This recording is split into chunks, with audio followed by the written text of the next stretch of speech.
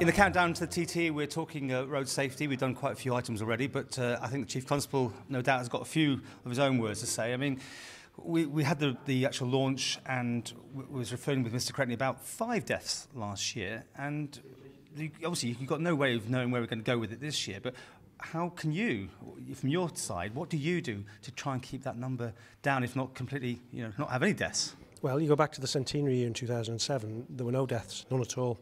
And that's not that long ago. What we have to do every year is pretty much the same thing. It's getting the message out as creatively as we can and getting it out all the time. So that work has started today with the launch of the campaign. That work happens both on the island and in the UK. We heard today from Minister Cretney that my counterparts in Merseyside are playing a part in that this year, which is terrific. So you get the message out, then you enforce the law. But you have to be clever about how you enforce the law. You have to analyse what happened last year, see whether we change where officers need to be, see whether we change the instructions given to officers, and actually see whether we can come up with some creative ways of enforcing the law. And I think this year my staff in the Roads Policing Unit have done just that, and I've got positive vibes from them about the work that they're going to do. So, I mean, are you really strict on the speed limit? I mean, and it's also a way of bringing in money. Because I've seen some years, the queues going around the block with people paying their fines. How do you view that? I mean, are you going to be very strict on when it says 30, it's got to be 30? There's no tolerance at all. No leeway on speed limits. If you drive like a lunatic in TT, you risk going to prison. You risk your life and the lives of other people, but you risk your licence. And people who exceed the speed limit, and if we catch them, we'll enforce the law. It's as simple as that.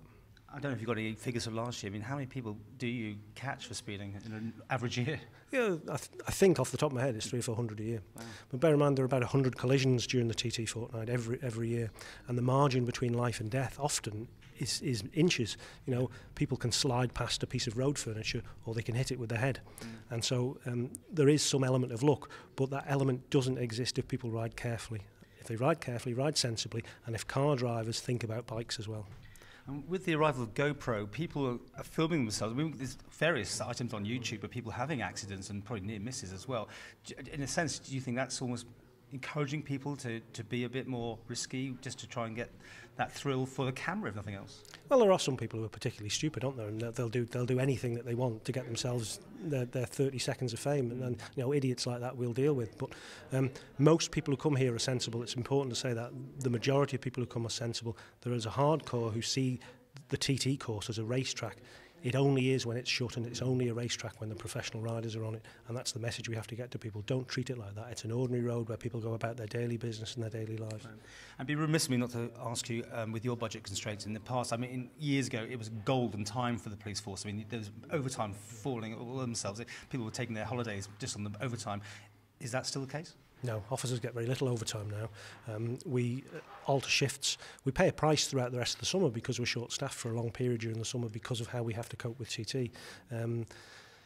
Police paying conditions have just altered in any event, and the rate at which people are rewarded for working extra duty has decreased considerably. But do you have to bang that table with Mr. Watson to make sure that you've got enough resources available?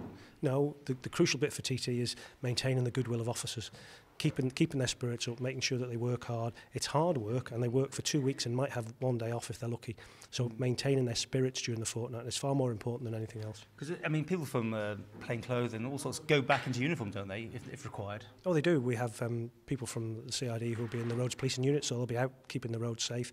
And we have all sorts of people doing other things that they don't ordinarily do. But the constabulary has very little fat in terms of back office staff now. We got rid of a load of posts that got rid of back office staff. So what we have policing the streets is pretty much what we've got for the fortnight.